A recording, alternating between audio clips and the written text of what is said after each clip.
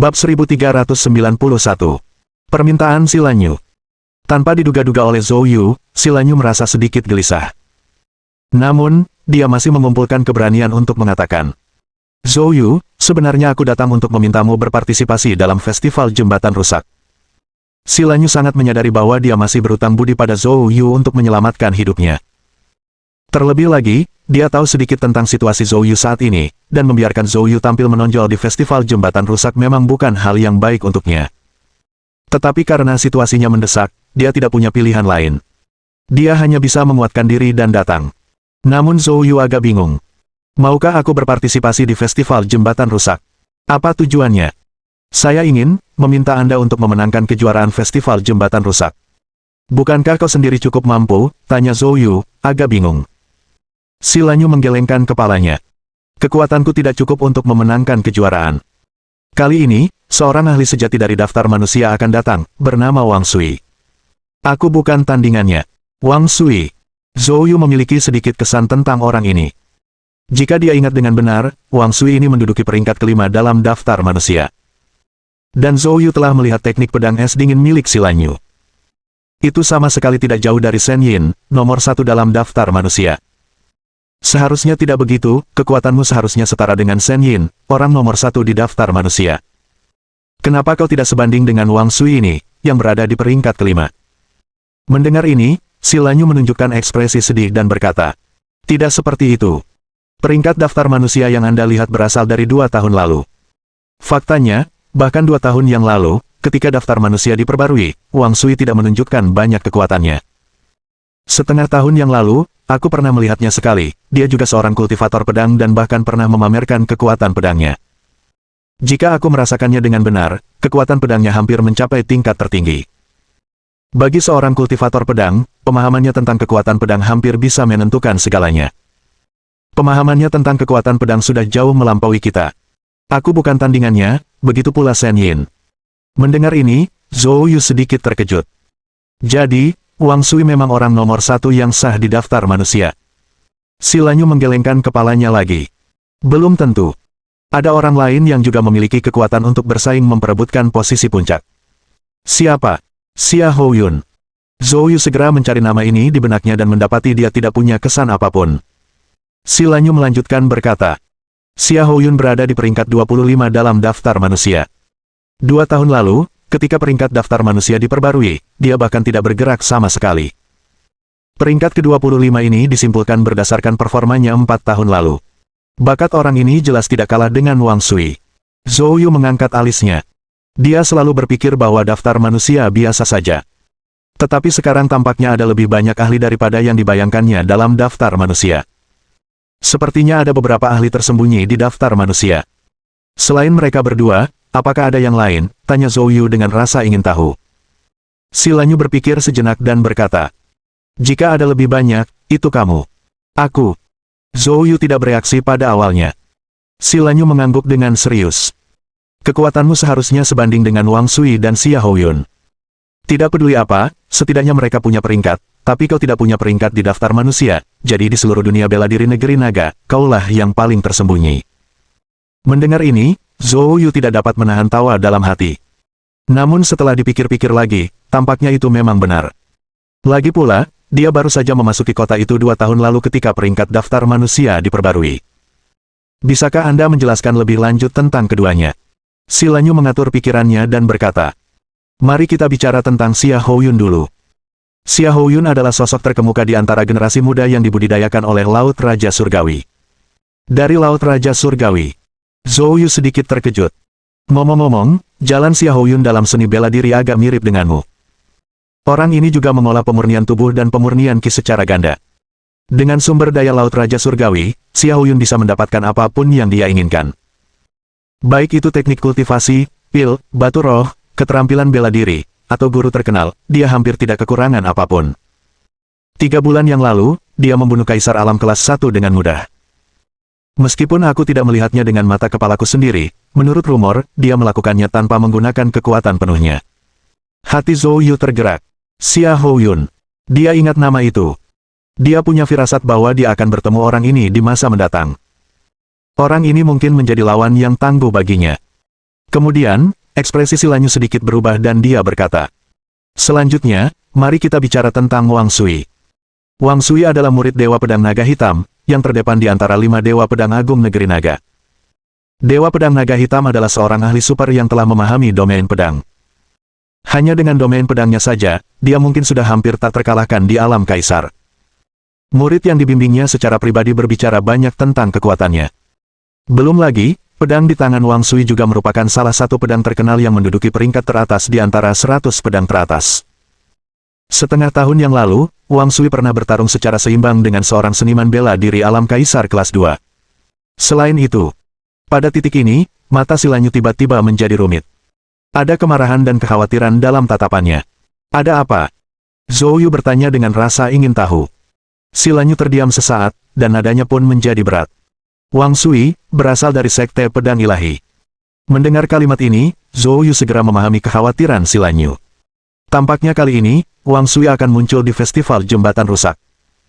Mengingat permusuhan antara Sekte Pedang Ilahi dan Dewa Pedang Kepingan Salju, orang ini mungkin tidak datang ke sini dengan niat baik. Si Lanyu berkata dengan cemas. "Tuanku telah dikutuk oleh Sekte Pedang Ilahi dengan kutukan terlarang, yang mengunci wilayah kekuasaannya di puncak alam raja. Selama bertahun-tahun, dia tidak dapat maju lebih jauh. Jika Wang Sui muncul sekarang, dia pasti datang untuk menjemput tuanku. Jika dia memenangkan kejuaraan, tuanku mungkin dalam bahaya." Zhou Yu agak bingung. "Mengapa tuanmu ingin mengadakan festival jembatan rusak ini?" Si Lanyu mendesah. "Tuanku melakukan ini untukku. Karena kutukan terlarang yang dijatuhkan padanya oleh Sekte Pedang Ilahi juga memengaruhiku.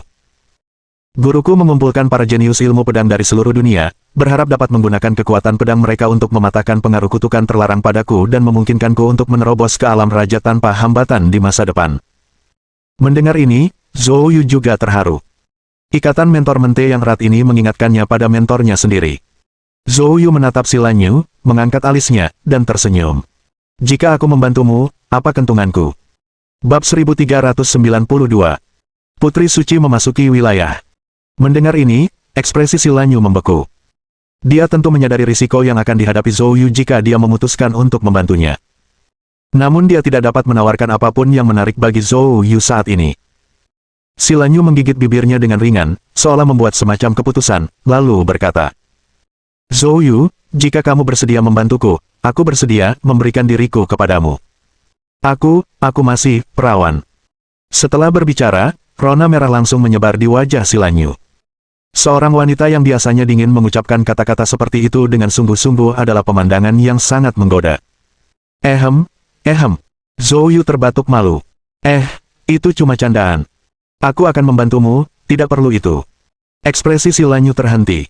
"Apakah yang kamu katakan benar?" Ekspresi Zhou Yu kembali normal, dan dia berkata, "Tentu saja. Namun, ada sesuatu yang aku perlu bantuanmu." "Katakan padaku," jawab Si Lanyu cepat. "Aku sedang mencari pedang yang bagus, bisakah kau mengawasiku?" Mendengar kata-kata ini, Si Lanyu terdiam. "Pedang? Kamu juga menggunakan pedang?"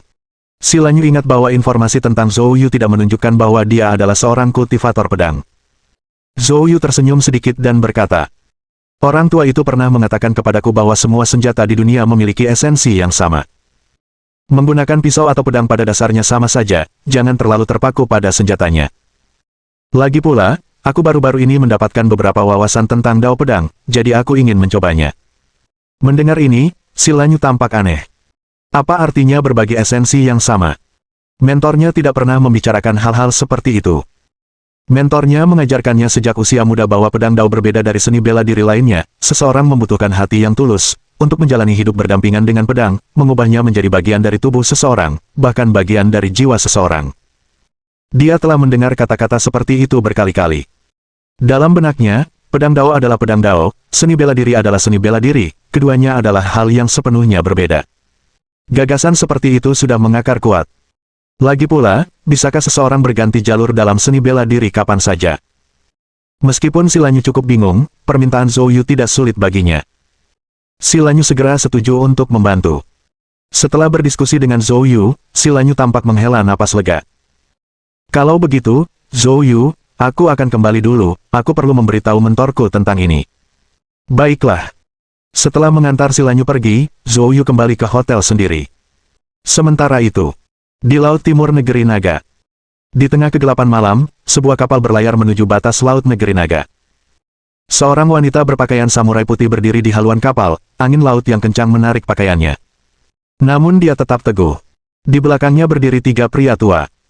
Meskipun ketiga lelaki tua ini tingginya kurang dari 1,7 meter, aura di sekitar mereka sangat kuat, memberikan tekanan luar biasa. Ketiganya adalah seniman bela diri alam kaisar. Tiba-tiba, suara mengerikan terdengar dari atas laut yang gelap. Seniman bela diri alam kaisar dilarang memasuki perairan negara naga. Mundur, atau mati. Mendengar suara ini, wanita itu dan ketiga tetua alam kaisar semuanya mendongak ke atas secara bersamaan. Seorang pria parubaya berpakaian baju zirah berdiri di udara, ekspresinya dingin. Kemunculan lelaki parubaya ini tampaknya sudah diduga oleh ketiga tetua kerajaan kaisar. Salah satu dari mereka segera melangkah maju dan berkata, "Kami mewakili keluarga kerajaan Kekaisaran Matahari Merah, khususnya mengawal Putri Suci ke negara naga untuk pelatihan. Ini izin masuknya."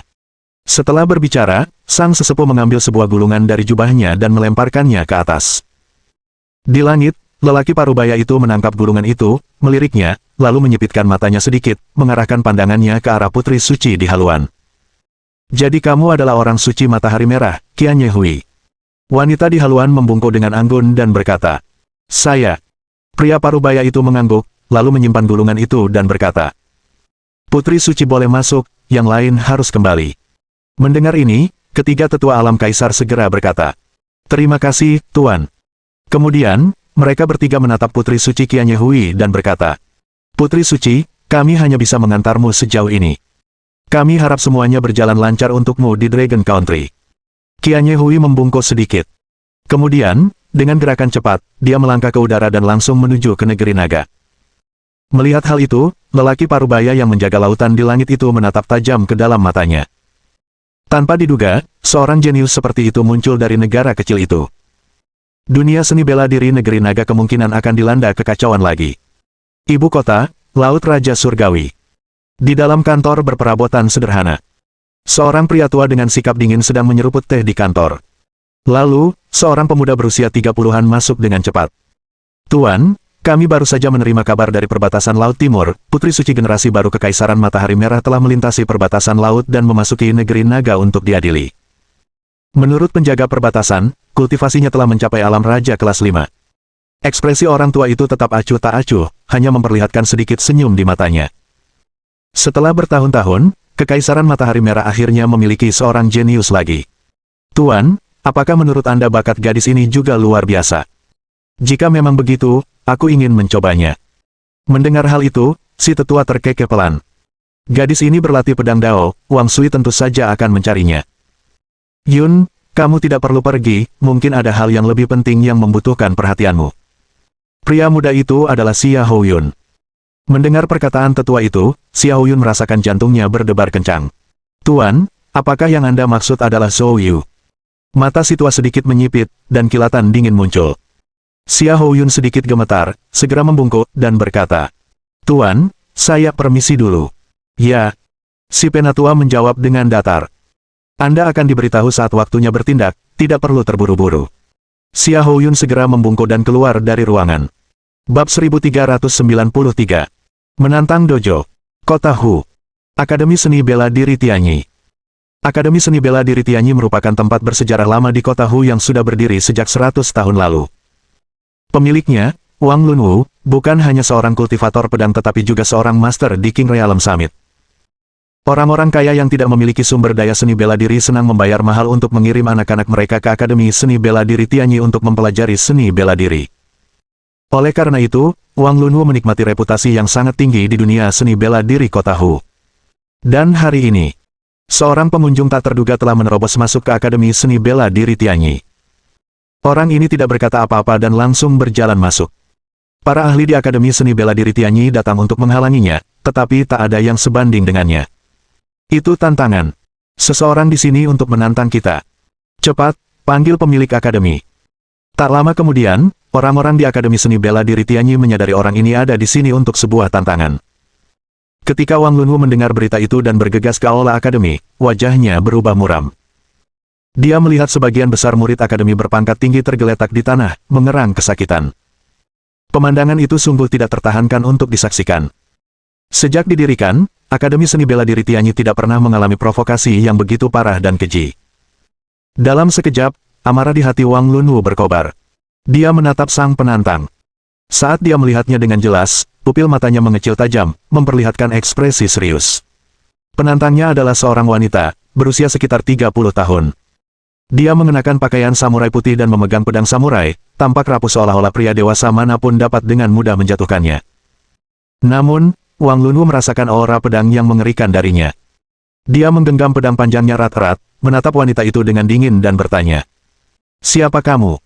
Mengapa kau dengan paksa masuk ke Akademi Seni Bela Diri Tianyi milikku?" Wanita itu menjawab dengan acuh tak acuh.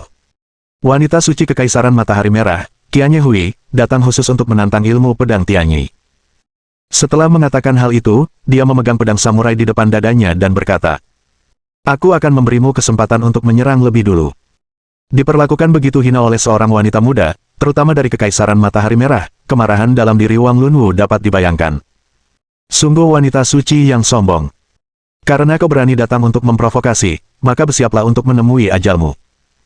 Setelah berbicara, Wang Lunwu menyerbu ke depan dengan pedang panjangnya, dan pada saat berikutnya, segudang bayangan pedang tiba-tiba muncul di sampingnya. Selama serangannya ke depan, Wang Lunwu berputar di udara, dan bayangan pedang yang tak terhitung jumlahnya juga menyapu. Seketika, bayangan pedang yang tak terhitung jumlahnya berputar dengan liar, berubah menjadi tornado bayangan pedang, semuanya menyatu ke arah Wang Lunwu sendiri. Di udara, Wang Lunwu mengeluarkan raungan rendah. Penyatuan pedang surgawi.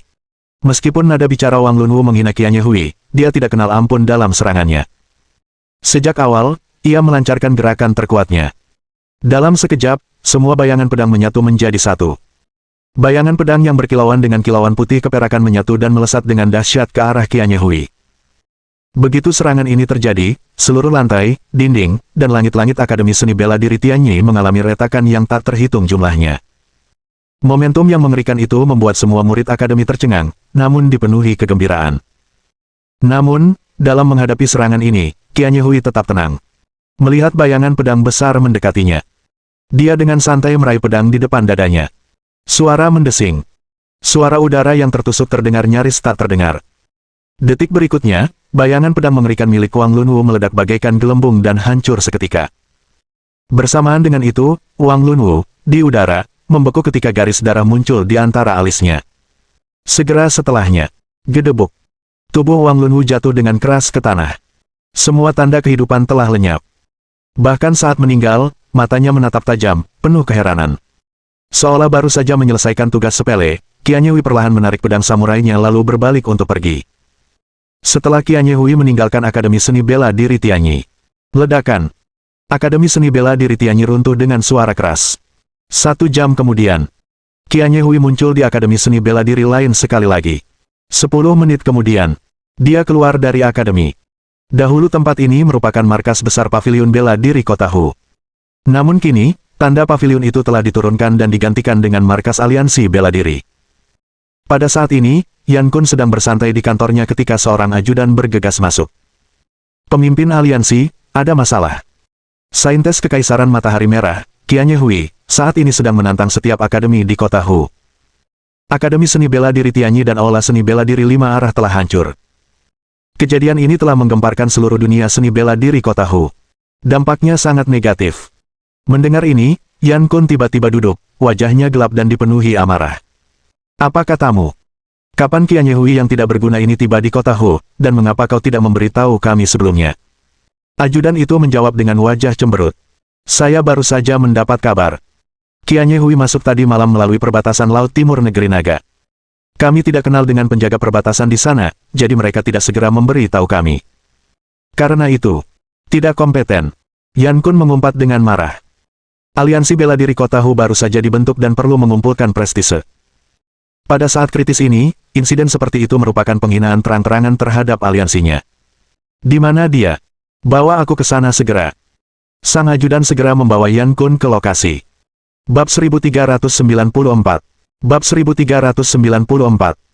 Kekalahan yang menghancurkan dan melarikan diri. Pinggiran selatan Kota Hu. Di hamparan padang gurun yang luas, Qianye Hui berdiri di sini sambil memegang pedang samurainya. Di depannya adalah Yan Kun dan anak buahnya yang baru saja tiba. Yan Kun menatap Qianye Hui dengan dingin dan berkata, "Kamu pasti Qianye Hui. Berani sekali kau bertindak gegabah di wilayahku. Apakah kamu benar-benar berpikir tidak ada seorang pun di kota Hu yang bisa menghadapimu? Berlututlah di hadapanku, segera." Menghadapi intimidasi Yan Kun, Qianye Hui dengan tenang menjawab, "Siapa kamu?" Garis keturunan langsung keluarga Yan Kyoto, pemimpin aliansi bela diri kota Hu, Yan Kun. Mendengar gelar Yan Kun, Qianye Hui tidak menunjukkan reaksi apapun dan melanjutkan dengan acuh tak acuh. "Kudengar ada beberapa kultivator pedang di daftar manusia negeri naga. Di mana mereka? Biarkan mereka keluar menemuiku. Atau aku akan mencari mereka." Dengan kata-kata itu, Qianye Hui dengan jelas menunjukkan rasa jijiknya terhadap Yan Kun. Betapapun bangganya Yan Kun, dia tidak dapat menoleransi penghinaan seperti itu. Dia langsung berteriak dengan marah. Memalukan. Saat berbicara, auranya langsung meledak. Ki sejati yang kuat menekan Qianye Hui. Kultivasi alam raja kelas 5 terungkap sepenuhnya. Pakar pemurnian Ki. Ekspresi tenang Qianye Hui sedikit berubah, menunjukkan sedikit ketertarikan. Pedang samurai di tangannya langsung terhunus. Kekuatan pedang yang mengerikan, bagaikan kilat, menebas ke arah Yan Kun. Wajah Yan Kun tenggelam saat dia segera menyalurkan ki sejati, melancarkan serangan telapak tangan. Ledakan. Kedua serangan itu bertabrakan, melepaskan gelombang kejut yang besar. Gelombang energi yang mengerikan itu meratakan semua rumput liar dan tumbuhan dalam radius ratusan meter. Setelah satu gerakan, sosok Yan Kun terdorong mundur 3 langkah tanpa terkendali. Sebaliknya, Qianye Hui tetap tidak bergerak. Yan Kun menjadi semakin marah. Jika ini sampai tersebar, dia, pemimpin aliansi bela diri kota Hu, akan dipermalukan selamanya. Yan Kun meraung marah. Teknik menghunus pedang dari negara kecil tidaklah istimewa. Terima gerakanku lagi. Hu Ben hancur. Yan Kun melangkah maju, menangkupkan kedua tangannya, dan seluruh ki sejati di tubuhnya melonjak, berkumpul di depan dadanya. Kemudian, Yan Kun menyerang dengan kedua telapak tangannya. Ki sejati yang mengerikan langsung berubah menjadi gelombang, meledak ke arah Qianye Hui. Kekuatan dahsyat telapak tangan ini telah melampaui batas seorang seniman bela diri alam raja biasa, hampir sebanding dengan seniman bela diri alam kaisar.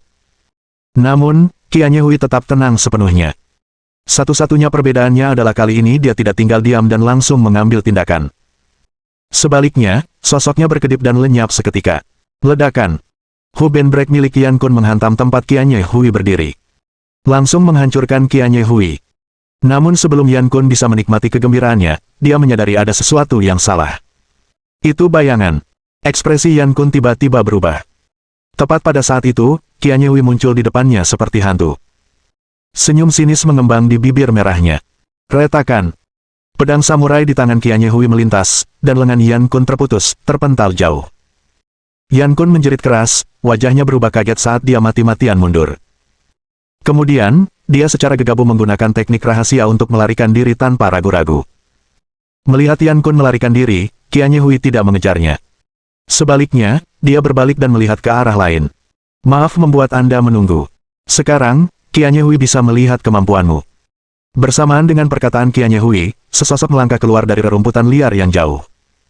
Saat ia lewat, rumput liar di sekitarnya patah tak tertiup angin.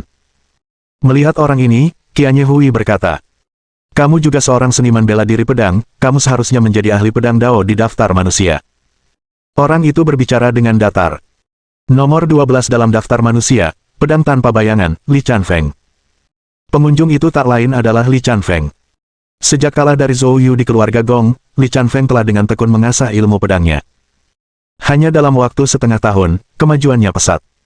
Hari ini, setelah mendengar seorang pakar ilmu pedang Kekaisaran Matahari Merah telah memasuki kota Hu dan membuat masalah, dia pun mengejar mereka.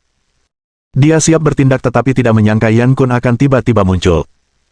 Karena itu, Li Chanfeng menyaksikan dari balik bayangan. Awalnya, dia mengira rumor dunia seni bela diri kota Hu tentang jago pedang Kekaisaran Matahari Merah dibesar-besarkan dengan maksud jahat. Namun setelah menyaksikan permainan pedang Qianye Hui, pandangannya berubah total.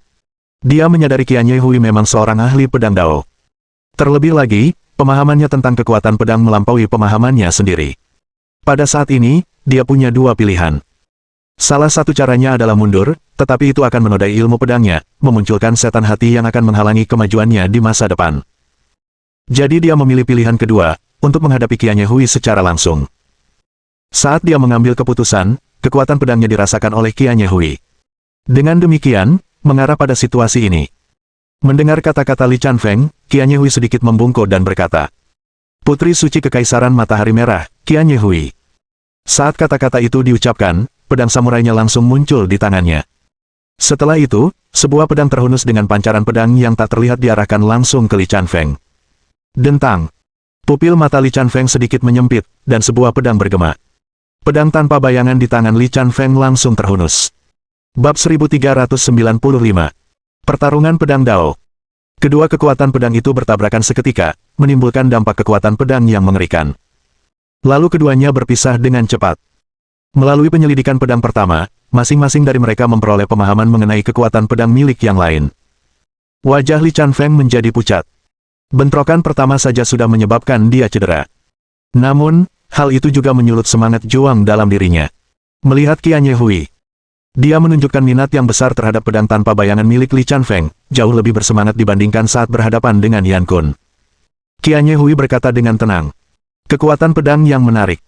Agak mirip dengan pedang ninja milik keluarga kerajaan Kekaisaran Matahari Merah kita." Bagi Qianye Hui, ini sudah merupakan pujian yang langka.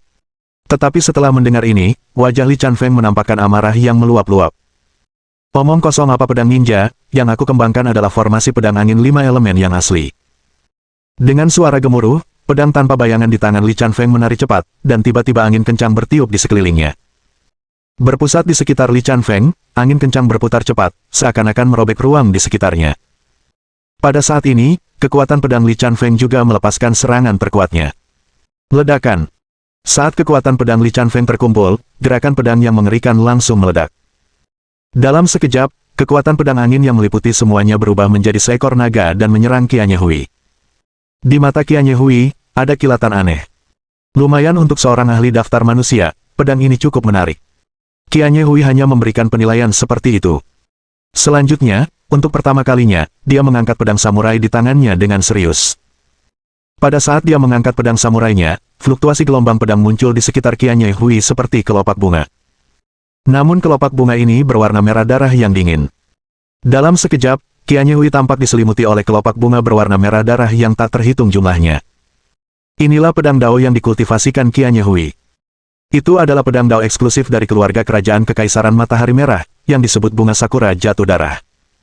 Bunga sakura yang jatuh darah merupakan kehormatan tertinggi sekaligus aib besar bagi Kekaisaran Matahari Merah. Di tengah bunga sakura berwarna merah darah di langit, sosok Qianye Hui mulai berputar-putar seperti daun yang tertiup angin. Dalam sekejap, kekuatan pedang berwarna merah darah meledak dari tubuh pedang samurai. Qianye Hui menebas dengan satu pedang. Bunga sakura berwarna merah darah berkumpul menjadi cahaya pedang yang dahsyat di langit. Di mana cahaya pedang lewat, ruang bergetar hebat. Ledakan. Kedua kekuatan pedang saling beradu dengan sengit di udara. Seperti dua pasukan yang saling bertabrakan dengan hebat, pada saat bersentuhan, ruang seakan tak mampu menahannya, meledak dengan fluktuasi spasial yang dahsyat. Namun, kekuatan pedang Qianye Hui jelas lebih unggul. Dengan demikian, fluktuasi spasial yang dahsyat melonjak ke sisi Li Chanfeng. Wajah Li Chanfeng berubah drastis, dan dia segera mendesak kekuatan pedangnya lagi untuk melawan. Tetapi pada saat ini, dia sudah terluka parah oleh kekuatan pedang Qianye Hui dan tidak mampu melawan sama sekali. Engah. Saat fluktuasi spasial melonjak, wajah Li Chanfeng menjadi pucat, dan dia meludahkan seteguk darah. Saat berikutnya, sosoknya terbang mundur. Dan Qianye Hui, dengan senyum tipis, menghilang dari tempatnya berdiri. Saat dia muncul kembali, ujung pedang samurainya yang bersinar darah sudah diarahkan ke tenggorokan Li Chanfeng. Pada saat ini, Li Chanfeng merasa napasnya akan berhenti. Mungkinkah dia akan mati di sini? Pada saat ini, suara Qianye Hui terdengar. Di mana dia? Li Chanfeng tercengang saat mendengar ini. Anda secara khusus mencari Zhou Yu. Qianye Hui berkata dengan tenang. Kamu hanya perlu menjawab pertanyaanku. Li Chanfeng menggelengkan kepalanya. Aku tidak tahu. Jika kau ingin membunuh, maka bunuhlah. Qianye Hui tidak marah tetapi berkata dengan tenang. Sebelum bertemu Zhou Yu, aku tidak akan membunuh siapapun. Dengan itu, dia menyarungkan pedangnya dan sosoknya berkedip, menghilang di kejauhan. Li Chanfeng menatap kosong ke arah punggung Qianye Hui, matanya menunjukkan ekspresi enggan. Kekalahan dari Zhou Yu tidak pernah membuatnya begitu marah. Namun kekalahannya dari Qianye Hui memberinya pukulan telak. Li Chanfeng menggenggam erat pedang tanpa bayangan, sambil mengeluarkan suara gemuruh rendah. Pada malam yang sama saat Li Chanfeng kalah dari Qianye Hui, berita tersebut dengan cepat menyebar ke seluruh dunia seni bela diri kota Hu. Putri suci Kekaisaran Matahari Merah, Qianye Hui, dalam satu hari berturut-turut mengalahkan beberapa dojo seni bela diri di kota Hu, berturut-turut mengalahkan hierarkian Kun dari aliansi bela diri kota Hu dan ahli pedang Dao daftar manusia, Li Chanfeng. Berita ini dengan cepat menyebar secara eksplosif ke kota-kota lain di negeri naga. Para seniman bela diri yang melihat berita itu semuanya menunjukkan ekspresi marah. Sialan, membiarkan gadis kecil dari Kekaisaran Matahari Merah berlenggak-lenggok di negeri naga, apa yang dilakukan aliansi bela diri. Benar-benar mempermalukan kita. Dan Li Chanfeng itu, sungguh pedang tanpa bayangan yang tak berguna, menjadi lunak saat bertemu dengan gadis dari Kekaisaran Matahari Merah, sama sekali tak berguna. Di mana para jagoan bela diri dari negeri naga? Cepat kalahkan perempuan jalang ini, lihat apakah dia berani bersikap sombong lagi. Dan saat insiden ini menyebabkan kehebohan, Zhou Yu di kota Han juga melihat berita ini. Putri suci Kerajaan Matahari Merah, Qianye Hui. Zhou Yu menunjukkan ekspresi merenung. Di sampingnya, wajah Yun Feifei dingin, dan dia langsung berkata, Zhou Yu, orang ini tiba-tiba muncul di saat kritis seperti ini, mungkinkah ada hubungannya dengan aliansi Asia Timur? Kalau begitu, dia akan mendatangimu. Zhou Yu tersenyum tipis. Tidak masalah. Jika dia benar-benar mendatangiku, aku akan menggunakan pedangku untuk mengajarinya dengan baik. Mendengar ini, Yun Feifei langsung memutar matanya. Dia kemudian mengubah nadanya, dan berkata dengan cemas. Besok adalah festival jembatan rusak, Zhou Yu, apakah kamu benar-benar berencana untuk berpartisipasi? Zhou Yu tertawa. Tentu saja, aku sudah berjanji pada si Lan Yu. Yun Feifei langsung melotot padanya. Omong kosong apa yang kamu bicarakan? Aku khawatir sesuatu akan terjadi padamu. Besok hari besar, dengan begitu banyak orang di sekitar, siapa tahu siapa yang akan datang. Aku tidak ingin kau. Sebelum Yun Feifei sempat selesai berbicara, dia berteriak saat Zhou Yu menekannya ke bawah. Mata Zhou Yu terbakar saat dia menatap Yun Feifei dan berkata, Kakak Yun, mari kita bicarakan masalah besok saja. Lalu, dia menundukkan kepalanya dan menciumnya. Bab 1396. 3 peringkat diperbarui. Keesokan paginya. Saat Zhou Yu masih tidur, dia menerima telepon dari si Lan Yu. Si Lan Yu memberitahunya bahwa festival jembatan rusak akan dimulai tepat pukul 10. Lokasinya adalah kawasan perumahan pribadi di tepi East Lake. Setelah menutup telepon, Zhou Yu melirik Yun Feifei dalam pelukannya, dan mereka saling tersenyum sebelum bangkit berdiri. Setelah membereskan semuanya, dia turun ke bawah. Begitu dia turun ke bawah, Zhou Yu melihat Murong Fang sudah menunggu di lobi. Melihat Zhou Yu turun, Murong Fang berjalan mendekat sambil tertawa terbahak-bahak. Tuan Zhou, bagaimana Anda beristirahat tadi malam? Zhou Yu tersenyum sedikit. Tuan Murong, apakah ada yang mengganggu pikiran Anda sepagi ini saat Anda menunggu saya? Murong Fang menarik napas dalam-dalam, dan senyumnya memudar, digantikan oleh ekspresi serius. Tuan Zhou, saya baru saja menerima kabar. Zhou Yu mengangkat sebelah alisnya, memperlihatkan ekspresi bingung. Murong Fang adalah anggota senior Gerbang 9 Naga dan sangat berpengalaman, jadi masalah apa yang bisa membuatnya gelisah seperti ini? Orang-orang dari kuil telah muncul, dan peringkat langit, bumi, dan kemanusiaan akan segera diperbarui. Mendengar ini, Zhou Yu tidak langsung memahaminya. Apa maksudmu? Apakah memperbarui 3 peringkat itu merupakan masalah besar? Melihat reaksi Zhou Yu, Murong Fang tampak tertegun, tapi kemudian dia menjelaskan. Memperbarui 3 peringkat ini memang merupakan peristiwa penting bagi dunia bela diri. Masuk dalam daftar peringkat berarti meraih ketenaran di seluruh dunia. Godaan seperti itu sulit ditolak oleh seniman bela diri manapun. Jadi, setiap kali peringkat diperbarui, itu berarti banyak pakar top akan berduel. Tapi kali ini sangat istimewa. Karena belum lama ini, pavilion bela diri dihapuskan, yang berdampak besar. Lagi pula, ini bertepatan dengan pergantian 3 abad, dan kuil memilih waktu ini untuk memperbarui peringkat. Peristiwa-peristiwa besar ini terjadi satu demi satu, Anda mungkin tidak merasakan gejolak di dunia bela diri negeri naga, tetapi bagi kami yang berada di pasukan luar negeri, hal itu menjadi sangat tidak menentu.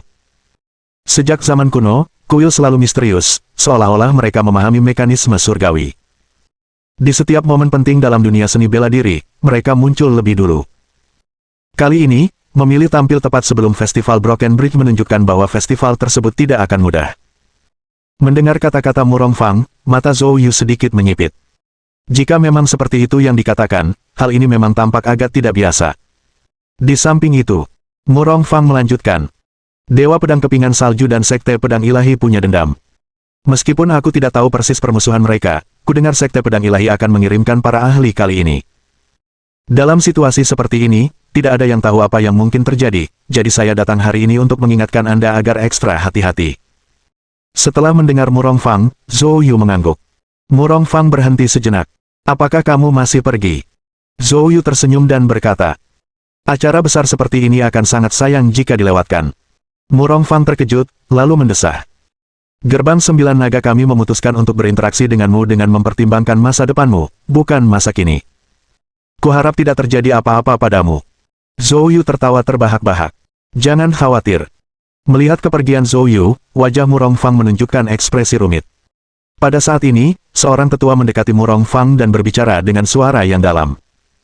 Murong Fang, mengapa kamu datang khusus untuk memberitahunya tentang ini? Jangan lupa, gerbang 9 naga dan dia hanya memiliki hubungan yang saling menguntungkan. Namun, Murong Fang mengerutkan kening.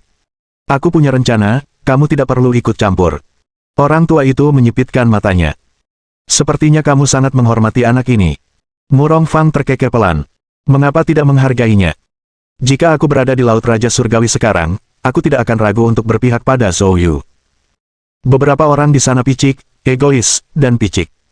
Aku, Murong Fang, tidak suka berada di antara orang-orang seperti itu. Kamu bisa pergi sekarang dan melaporkan ini ke Laut Raja Surgawi. Dengan itu, Murong Fang pergi sambil mengibaskan lengan bajunya. Sang sesepuh memperhatikan punggung Murong Fang, sebuah bayangan melintasi matanya. Namun dia tidak berkata apa-apa lagi dan mengikuti. Hang City. Di tepi danau timur, di antara gunung dan sungai, di kedalaman tanah milik pribadi yang dipenuhi kicauan burung dan bunga-bunga harum. Di samping kolam air jernih berdiri sebuah paviliun bambu yang indah. Di luar lantai 2 paviliun bambu, seorang wanita sedang bermeditasi. Di depannya tergeletak pedang panjang berwarna putih keperakan. Pada gagangnya, kepingan salju terukir dengan jelas. Saat itu, seorang wanita muda berjalan cepat. Wanita ini adalah Si Lanyu. Si Lanyu mendatangi wanita itu, lalu berkata dengan hormat. Mendengar suara Si Lanyu, wanita itu perlahan membuka matanya. Dalam sekejap, rasa dingin yang amat sangat melintas di matanya. Namun, saat melihat Si Lanyu, tatapannya melunak secara signifikan. Dia tidak lain adalah guru Si Lanyu, Dewa Pedang Kepingan Salju. Apa yang telah terjadi? Dewa Pedang Kepingan Salju bertanya dengan lembut. Si Lanyu berbicara dengan sungguh-sungguh. Tuan, saya baru saja menerima kabar bahwa wanita suci Kekaisaran Matahari Merah, Qian Hui, telah memasuki kota Hu. Kemarin, beliau menyapu bersih beberapa balai seni bela diri ternama di kota Hu dan bahkan melukai Yan Kun, pemimpin aliansi, dan mengalahkan Li Chanfeng, pedang tanpa bayangan. Di saat seperti ini, kemunculan saintes Kekaisaran Matahari Merah sepertinya bukan kabar baik. Aku khawatir dia juga akan datang ke sini. Mata Dewa Pedang Kepingan Salju sedikit menyipit, lalu dia berkata, Lanyu, apa yang kamu takutkan? Si Lanyu menggigit bibirnya dengan lembut, lalu berkata, Guru, sejauh pemahamanku, pemahaman saintes ini tentang kekuatan pedang mungkin telah mencapai kesempurnaan. Aku takut aku bukan tandingannya. Dewa Pedang Kepingan Salju tersenyum lembut. Lanyu, kamu juga hebat, jangan meremehkan dirimu sendiri. Mendengar ini, Si Lanyu menunjukkan ekspresi yang bertentangan. Sebenarnya dia tidak ingin merendahkan dirinya, tetapi dia khawatir terhadap keselamatan tuannya. Guru, apakah Dewa Yan itu akan datang?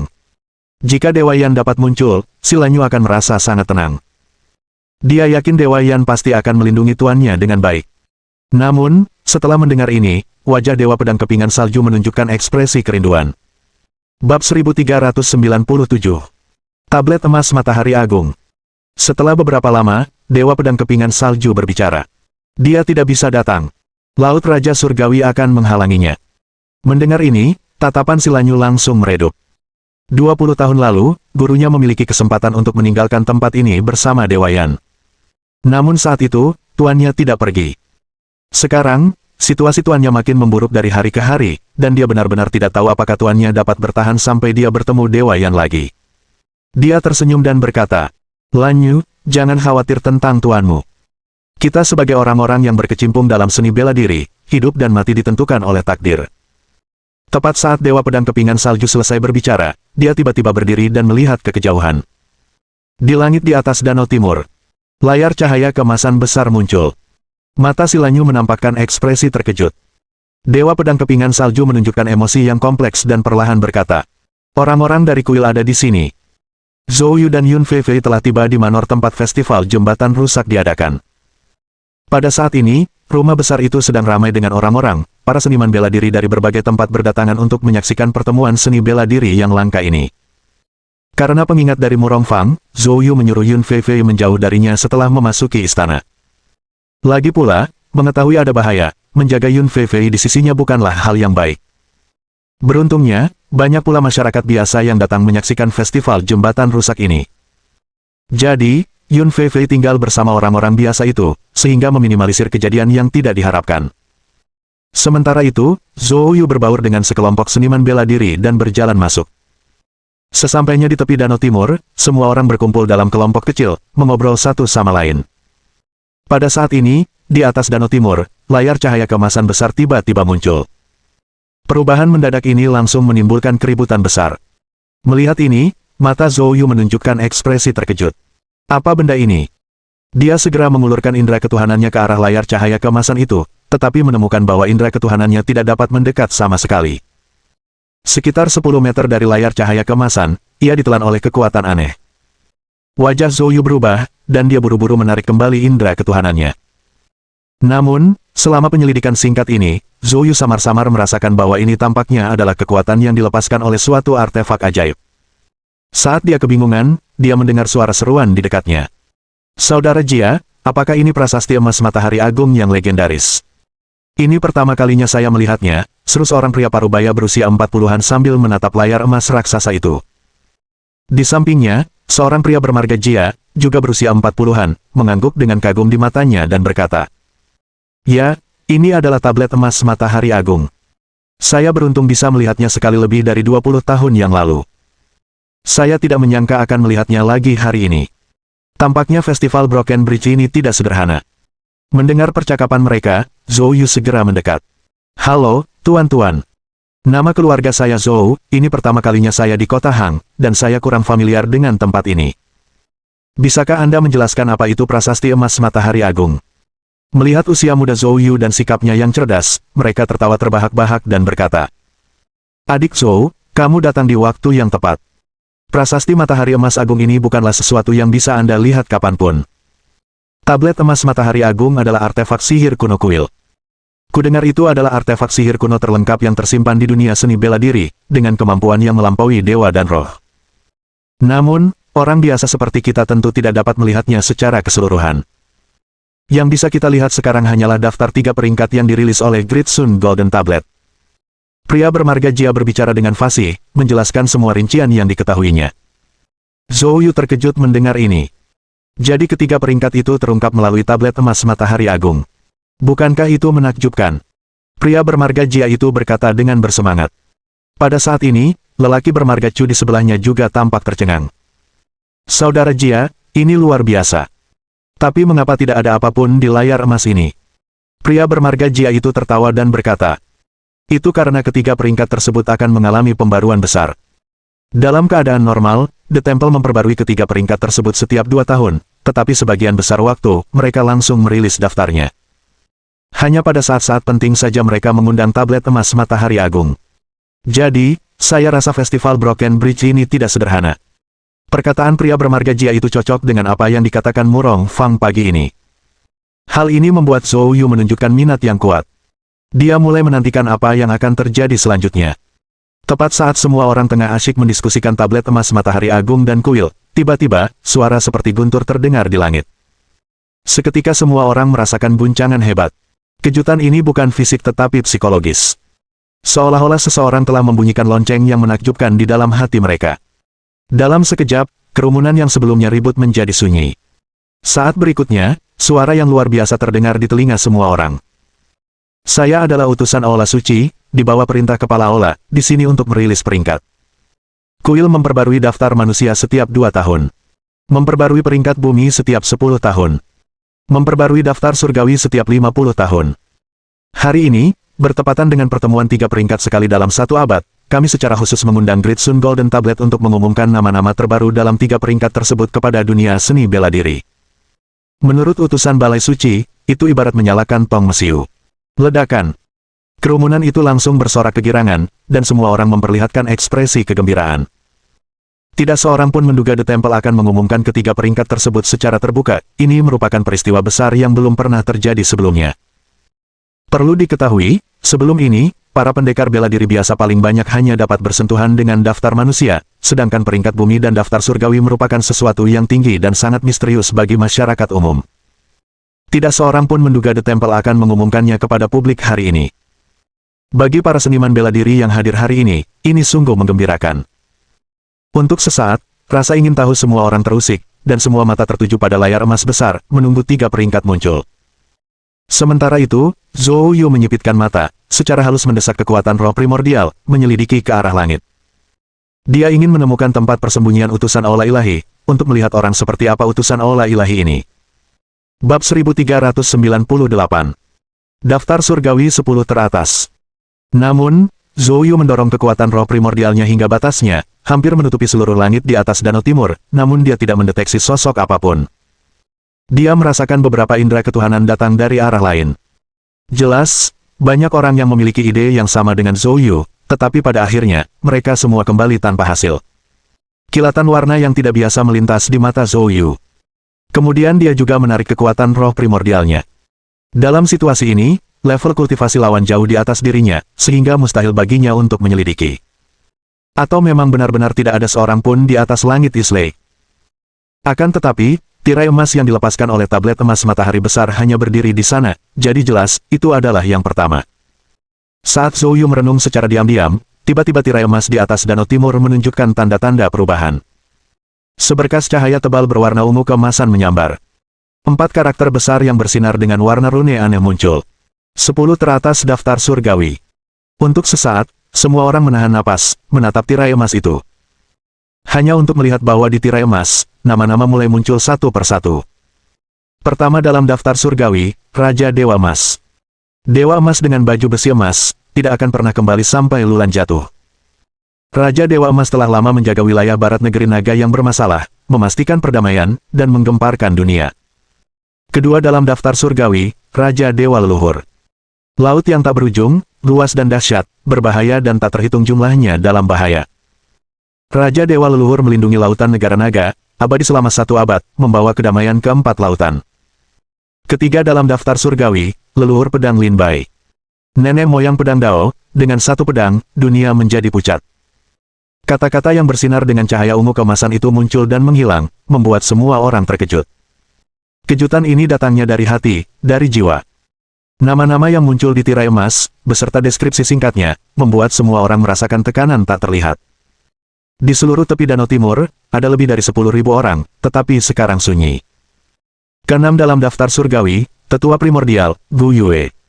Dari zaman purba, menguasai seni bela diri kuno, unggul dalam pengobatan dunia, 600 tahun yang lalu, ia membalikkan keadaan kekacauan, melindungi jutaan nyawa.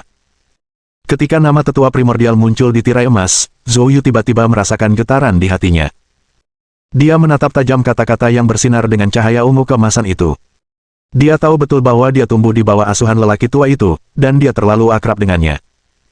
Terutama setelah memasuki kota itu, seiring dengan meningkatnya kultivasinya, pemahamannya terhadap lelaki tua itu pun semakin mendalam. Dikombinasikan dengan manik dao hukum surgawi yang diperolehnya, apa yang disebut penghapusan kebalikannya hanyalah alasan orang tua itu, yang jelas membimbingnya di jalur kultivasi. Primordial, kultivasi, seni bela diri kuno.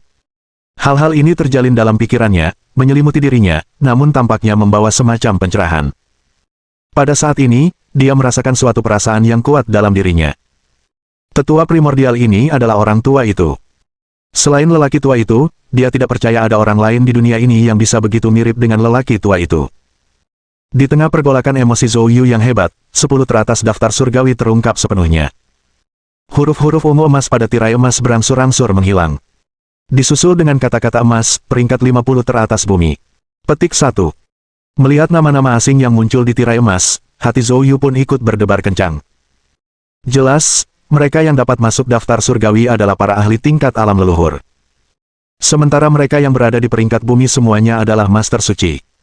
Zhou Yu menilai bahwa ia telah bertemu dengan cukup banyak seniman bela diri alam suci, namun tak disangka, hanya sedikit yang mampu mencapai peringkat bumi. Di antara seluruh 50 teratas peringkat bumi, Zhou Yu telah bertemu atau mendengar kurang dari 3 orang. Xiao Ce, peringkat ke-10 di bumi. Raja Dewa Tianlu, peringkat ke-8 di peringkat bumi. Master Kuil Dewa Pil, peringkat ke-6 di bumi. Saat melihat Master Kuil Dewa Pil, kilatan warna yang tidak biasa terpancar di mata Zhou Yu. Dia tahu dengan jelas bahwa meskipun Master Kuil Dewa Pil merupakan seniman bela diri puncak alam kaisar, dia hampir dirasuki oleh seorang pengkhianat yang menggunakan manik dao hukum surgawi yang dipasang oleh lelaki tua itu. Meskipun sekarang, pengkhianat lelaki tua yang mencoba menangkapnya telah dibunuh oleh Zhou Yu. Akan tetapi, kultivasi guru kuil belum pulih sepenuhnya. Butuh waktu setidaknya 3 tahun untuk pulih. Selama periode ini, kekuatan kepala kuil sangat lemah, dan Zhou Yu bahkan curiga apakah kekuatannya saat ini mencapai tingkat alam kaisar kelas 5. Kepala kuil sendiri menyadari situasinya, jadi setelah Zhou Yu pergi, dia menyegel dirinya di tempat rahasia di kuil Dewa Pil dengan sebuah formasi. Tak seorang pun dapat menghubunginya. Namun, tirai emas ini telah menempatkan pemimpin kuil pada posisi ke-6 di peringkat bumi. Hal ini menunjukkan bahwa penduduk kuil tidak mengetahui segalanya. Menyadari hal ini, kuil yang dihormati itu tiba-tiba menjadi kurang misterius di hati Zhou Yu. Selain itu, Zhou Yu samar-samar menduga bahwa apa yang disebut 3 peringkat kuil ini mungkin tidak benar-benar mencakup semua seniman bela diri di negeri naga. Di tanah luas negeri naga, ada begitu banyak bakat, dan warisan dari zaman kuno yang tertinggal tidak boleh terbatas pada manusia sejati 5 petir saja. Oleh karena itu, jika apa yang disebut 3 peringkat ini memiliki kredibilitas 70% dibandingkan dengan dunia bela diri yang sebenarnya, itu akan menjadi luar biasa. Saat 50 teratas peringkat bumi diungkapkan satu demi satu. Segera setelah itu, tirai emas berubah lagi. Garis-garis subjudul berkilauan dengan cahaya perunggu muncul. Ratusan teratas dalam daftar manusia. Melihat 4 kata itu, khalayak kembali riuh. Lagi pula, 10 besar daftar surgawi sebelumnya, 50 besar peringkat bumi, dan seterusnya, nama-nama yang muncul di sana, meskipun membuat semua orang tercengang, orang-orang itu, dalam pikiran kebanyakan orang di dunia seni bela diri umum, tidak jauh berbeda dari para dewa. Orang-orang itu terlalu jauh dari dunia seni bela diri pada umumnya. Namun 100 teratas daftar manusia berbeda. Karena 100 teratas daftar manusia hampir dapat diakses oleh banyak seniman bela diri. Faktanya, banyak seniman bela diri yang memiliki saudara atau teman yang dapat mencapai peringkat 100 teratas daftar manusia. Oleh karena itu, daftar ini adalah apa yang paling dikhawatirkan masyarakat. Bab 1399. Daftar manusia baru. Di bawah tatapan semua orang, di tirai emas tablet emas matahari besar, daftar nama muncul. Yang pertama di daftar manusia, Yan Yachan. Kedua dalam daftar manusia, Bai Tianlong. Ketiga dalam daftar manusia, Xia Houyun. Keempat dalam daftar manusia, Chu Longshen. Kelima dalam daftar manusia, Wang Sui. Keenam dalam daftar manusia, Zhou Yu. Ke-10 dalam daftar manusia, Shen Yin. Ke-11 dalam daftar manusia, Silanyu. Orang ke-20 dalam daftar manusia, Jiang Xiu. Ke-23 dalam daftar manusia, Li Chanfeng. Ke-28 dalam daftar manusia, Yan Kun. Setiap nama yang muncul menimbulkan gelombang keheranan dari orang banyak. Terutama ketika melihat beberapa nama yang kurang dikenal naik ke barisan terdepan daftar manusia, suara-suara keterkejutan dan keraguan berulang kali terdengar.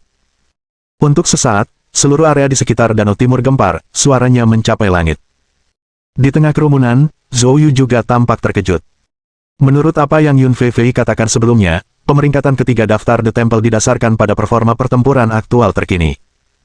Dan sekarang, dalam daftar manusia, orang-orang seperti Wang Sui dan Xia Houyun semuanya berhasil masuk.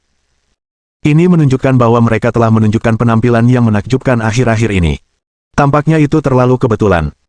Dia ingat Yun Feifei menyebutkan bahwa, 2 tahun lalu saat daftar manusia diperbarui, Xia Houyun bahkan tidak tertarik untuk mengambil tindakan, jadi mengapa dia tiba-tiba bergerak kali ini. Selain itu, posisi pertama dan kedua dalam daftar manusia mengejutkan semua orang. Kebanyakan orang yakin bahwa Wang Sui dan Xia Houyun akan dengan aman menduduki 2 posisi teratas, tetapi tanpa diduga, muncul 2 talenta muda yang tidak dikenal. Di antara puluhan ribu orang yang hadir, hampir tidak ada yang mengenal kedua orang ini. Sungguh luar biasa. Tentu saja, Zhou Yu yang berada di posisi ke-6 juga menimbulkan skeptisisme yang signifikan. Meskipun Zhou Yu sebelumnya membuat kehebohan di kota Hu. Namun di kalangan seni bela diri negara lain, Zhou Yu tidak begitu dikenal, dan dalam daftar 2 tahun lalu, namanya bahkan tidak ada. Memikirkannya, Zhou Yu dapat memahami keterkejutan orang-orang terhadap 2 posisi teratas. Akan tetapi, daftar ini mengejutkannya dalam aspek lain selain hanya dua teratas. Itu Shen Yin. 2 tahun lalu, dia berada di peringkat pertama daftar manusia, dan kali ini, dia berada di peringkat ke-10. Jika tidak ada yang salah dengan daftar itu, maka para jenius tersembunyi di negeri naga jelas lebih banyak dari yang disebutkan Silanyu. Pada saat ini, Silanyu juga memasang wajah linglung. Menurut pandangannya, Zhou Yu, Wang Sui, dan Xia Houyun dari generasi muda di negeri naga seharusnya menjadi 3 tokoh teratas, dengan Zhou Yu tidak diragukan lagi menjadi yang pertama. Namun di luar dugaan, Zhou Yu juga hanya menduduki peringkat ke-6. Awalnya, dia mengira bahwa dengan menemukan Zhou Yu dan membentuk kerjasama, dia telah membuat persiapan yang cukup. Namun, dengan dirilisnya daftar manusia, dia menemukan bahwa ada terlalu banyak faktor yang tidak dapat dikendalikan, dan dia mulai khawatir. Kini, suara yang mempertanyakan keaslian daftar ini semakin keras di antara kerumunan. Tepat pada saat itu, tiba-tiba terdengar suara kemarahan dari kerumunan. Omong kosong macam apa yang dibuat daftar manusia oleh kuil. Setelah teriakan itu, seorang pemuda berusia 30-an melompat keluar dari kerumunan dan mendarat di arena di dekat East Lake. Berdiri di arena, dia mengarahkan pandangannya ke arah kerumunan dan berkata, "Saya Qin Yue, peringkat ke-53 dalam daftar manusia. Hari ini, di hadapan semua orang, saya ingin mempertanyakan keaslian daftar ini. Semuanya, silakan lihat Liu Shan, peringkat ke-40 dalam daftar manusia. Dalam 3 tahun terakhir, saya telah bertanding dengannya setidaknya 5 kali, dan dia selalu kalah dari saya, namun peringkatnya tetap di atas saya. Oleh karena itu, saya pikir daftar manusia ini hanyalah lelucon, dan tidak boleh dianggap serius." Awalnya, orang-orang sudah curiga dengan keaslian daftar tersebut, karena terlalu banyak nama asing yang tiba-tiba masuk. Kini, dengan Qin Yue yang maju dan bersuara, daftar itu langsung mendapat persetujuan dari banyak orang. Namun pada saat ini, suara utusan Balai Suci yang penuh teka-teki itu tiba-tiba terdengar lagi. Peringkat daftar manusia dinilai berdasarkan performa pertempuran terbaru setiap orang. Jika ada yang tidak puas dengan peringkatnya, mereka dapat mengajukan keberatan kapan saja. Namun, siapapun yang mempertanyakan peringkat The Temple tanpa alasan akan menghadapi hukuman dari The Temple. Suara itu, bagaikan lonceng besar, bergema dalam hati setiap orang, menyebabkan wajah mereka menjadi pucat, dan mereka tidak berani berkata apa-apa lagi. Namun, semua orang masih memperhatikan Qin Yue di arena, menunggu untuk melihat apa yang akan dia putuskan. Di bawah tatapan semua orang, Qin Yue menggertakkan giginya dan berkata, "Liu Shan ada di sini sekarang, dan aku secara resmi menantangnya. Liu Shan, apakah kamu berani datang dan bertarung?" Qin Yue menatap dingin ke arah kerumunan. Mengikuti pandangan Qin Yue, kerumunan itu menoleh, dan benar saja, ada seorang pemuda memegang tombak panjang. Orang ini adalah Liu Shan. Liu Shan langsung menjadi pusat perhatian semua orang. Sudut mulutnya memperlihatkan senyum yang tak kentara. Lalu dia berkata dengan tenang, "Karena kamu tidak bahagia, maka aku akan memenuhi keinginanmu." Begitu kata-katanya selesai diucapkan, Liu Shan melompat dan dalam sekejap, melayang ke arena. Dengan tombaknya miring ke arah Qin Yue, dia berkata, "Aku memberimu satu gerakan." Dipandang rendah seperti ini di hadapan banyak orang, bagaimana Qin Yue bisa menanggungnya? Dia langsung meraung, dan kultivasinya di puncak alam Sein akhir meledak sepenuhnya. Dengan tangan terkepal, gelombang gangjin yang meledak-ledak melonjak maju saat ia meninju dengan ganas ke arah Liu Shan. Momentum pukulan ini sedemikian rupa sehingga bahkan mereka yang menonton di bawah arena merasakan gangjin yang kasar menyerbu ke arah kulit mereka. "Mati!" teriak Qin Yue dengan marah. Namun, menghadapi pukulan ini, Liu Shan hanya tersenyum tipis dan kemudian menggelengkan kepalanya sedikit. "Qin Yue, kekuatanmu cukup bagus sebelumnya, tapi dalam 6 bulan terakhir, sepertinya kamu tidak membaik sama sekali. Biarkan aku menunjukkan kekuatanku yang sebenarnya." Dengan itu, tombak panjang Liu Shan bergetar, dan pada saat berikutnya, cahaya senjata yang mengerikan meledak. Liu Shan, memegang tombak, melangkah maju, menusukkan tombak itu ke udara. Berdengung. Terdengar suara angin pecah yang menusuk tulang. Dalam sekejap, kekuatan tinju Qin Yue hancur. Qin Yue sendiri, ekspresinya berubah drastis, dan matanya dipenuhi ketidakpercayaan. Engah. Saat berikutnya, tombak Liu Shan menembus dada Qin Yue. Kemudian, Liu Shan mencabut tombaknya, sedangkan Qin Yue berlutut di arena, tak bernyawa. Bab 1400. Hadiah kemajuan papan peringkat. Semua orang tercengang melihat pemandangan ini. Menurut kata-kata Qin Yue, Liu Shan telah dikalahkan olehnya beberapa kali. Dari sikap dan nada bicara Qin Yue, dia tampaknya tidak berbohong, tetapi tidak disangka, pertarungan mereka berakhir begitu cepat. Qin Yue terbunuh dalam satu serangan. Dalam kasus ini, kekuatan Liu Shan memang di atas Qin Yue. Untuk sesaat, ketika orang melihat peringkat daftar manusia, kecurigaan mereka digantikan oleh kekaguman. Kuil itu sungguh luar biasa. Pemeringkatan tersebut memang memiliki kredibilitas yang signifikan. Pada saat itu, tiba-tiba kilatan perunggu menyapu layar emas di atas Danau Timur. Liu Shan yang awalnya berada di peringkat ke-40 naik 3 peringkat dan naik ke peringkat ke-37. Semua orang menunjukkan ekspresi terkejut.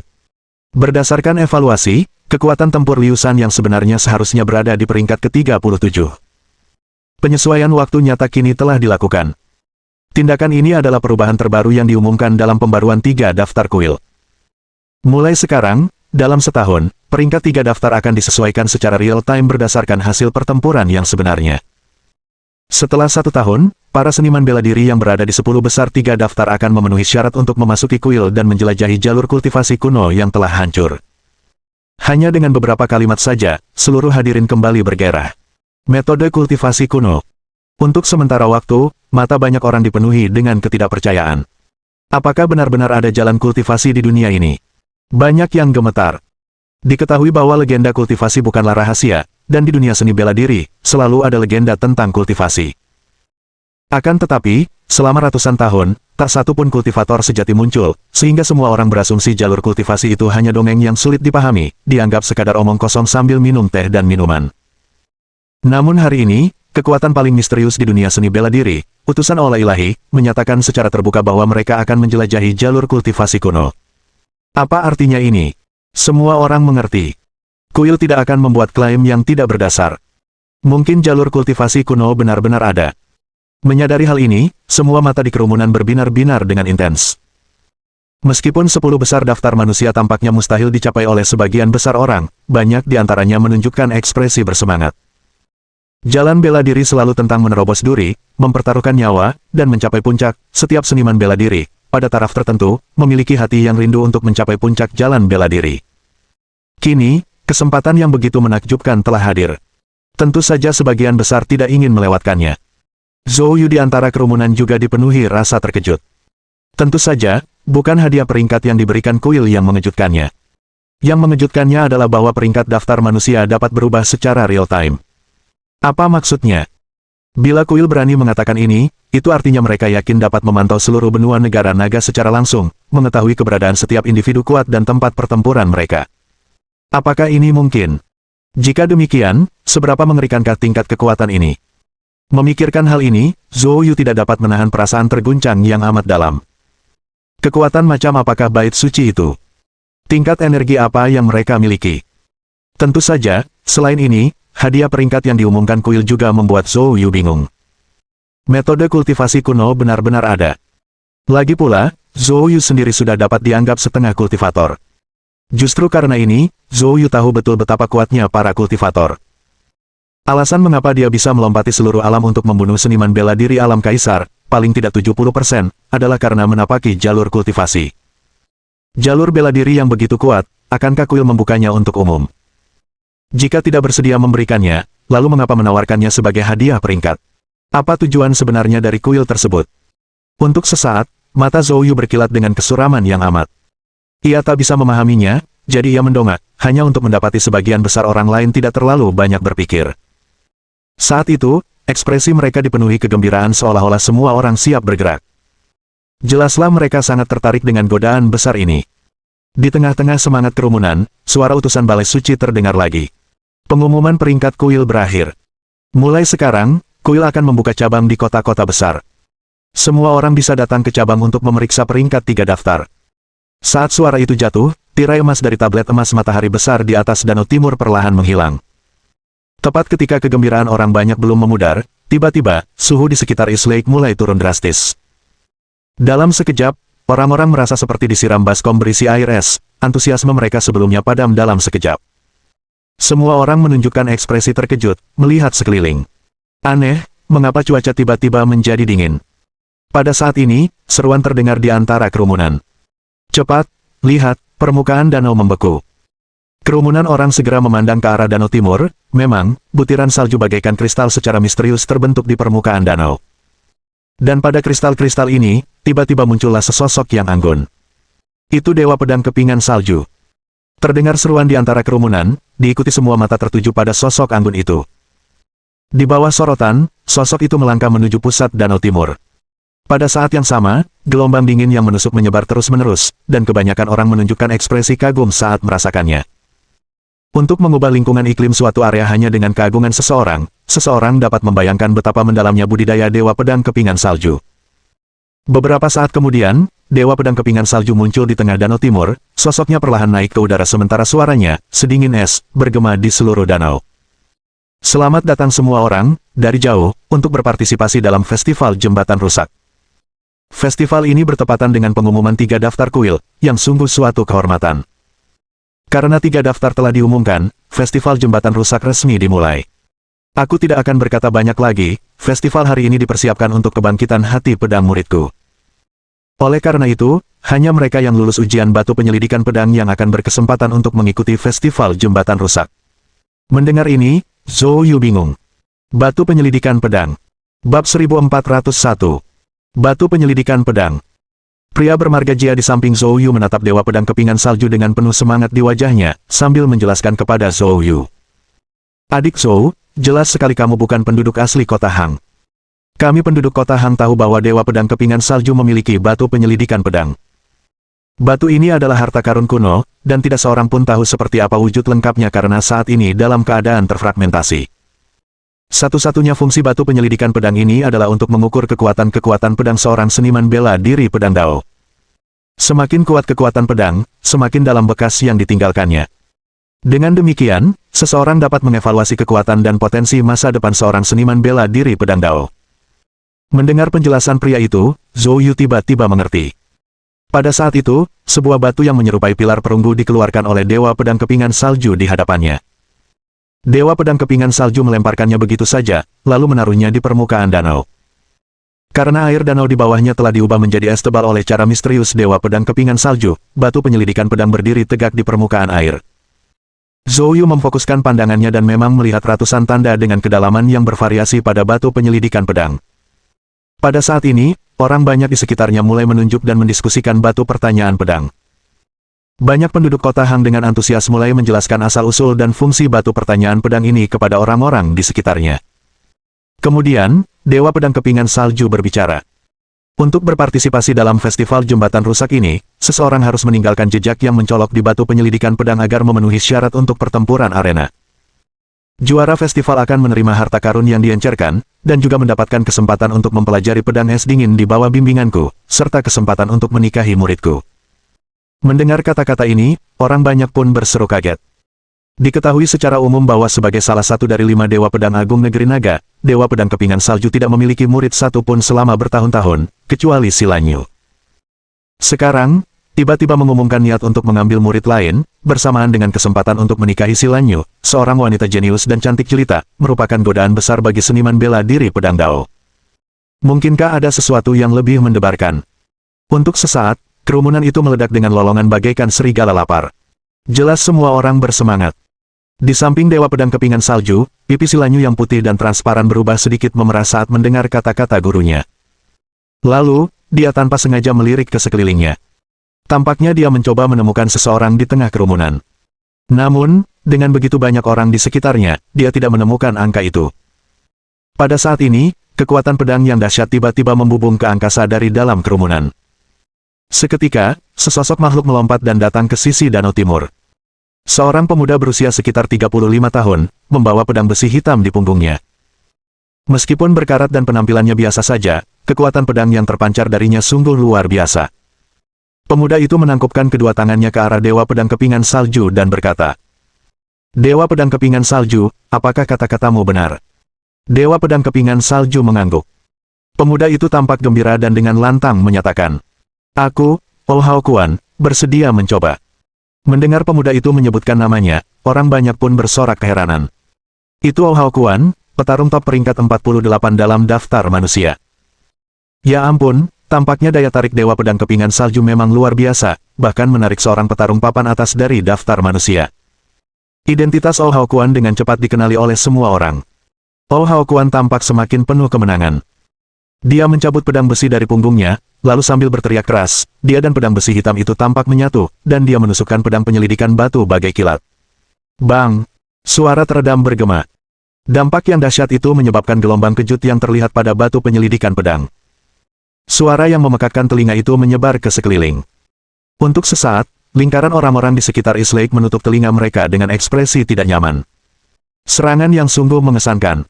Sungguh layak menjadi seniman bela diri pedang Dao. Kerumunan orang tercengang dalam hati. Ketika gelombang kejut itu menghilang, naluri pertama setiap orang adalah melihat batu penyelidikan pedang. Namun, pada saat berikutnya, semua orang tercengang. Bukan hanya para penonton, bahkan Oh Hao Kuan sendiri terkejut. Meskipun serangan berkekuatan penuhnya menimbulkan suara keras, tidak ada bekas sama sekali yang tertinggal di batu penyelidikan pedang. Wajah Oh Hao Kuan berubah sangat tidak menyenangkan. Senior, apakah kamu berbuat curang? Dalam kemarahannya, Oh Hao Kuan secara belak-belakan menuduh Dewa Pedang Kepingan Salju. Kening Dewa Pedang Kepingan Salju berkerut, dan dia berkata dengan dingin. Kurang memiliki keterampilan, namun tidak menyadarinya. Dengan kualitas seperti itu, kau berani mempertanyakan pedang itu. Bersamaan dengan dengusan dingin Dewa Pedang Kepingan Salju, pada saat berikutnya, pecahan es dingin yang tak terhitung jumlahnya melesat keluar dari air, menyerbu ke arah Oh Hao Kuan. Oh Hao Kuan menjerit dengan sedih dan terlempar keluar dari kerumunan. Melihat kejadian itu semua orang menjadi pucat, tiba-tiba tidak berani bernapas dengan keras. Tak seorang pun menyangka bahwa petarung papan atas yang menduduki peringkat 48 dalam daftar manusia tidak dapat meninggalkan jejak sekecil apapun pada batu penyelidikan pedang, yang hanya dilebih-lebihkan.